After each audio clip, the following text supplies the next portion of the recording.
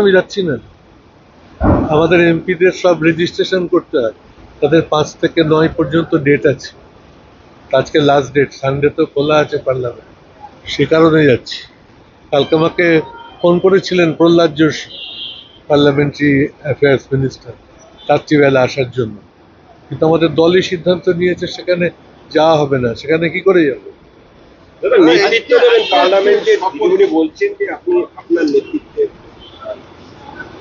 আমি আজকের থেকে তো নেতৃত্ব দিচ্ছি না। মমতা ব্যানার্জি যবে থেকে মুখ্যমন্ত্রী হয়ে দিল্লি থেকে কলকাতায় এসছেন, সংসদীয় দলের নেতৃত্ব আমিই দিচ্ছি। আর এই নিয়ে আমার 6বার পার্লামেন্টে জেতা হয়ে গেল, আমার থেকে বেশিবার জিতেছে এমন এমপি পশ্চিমবাংলা থেকে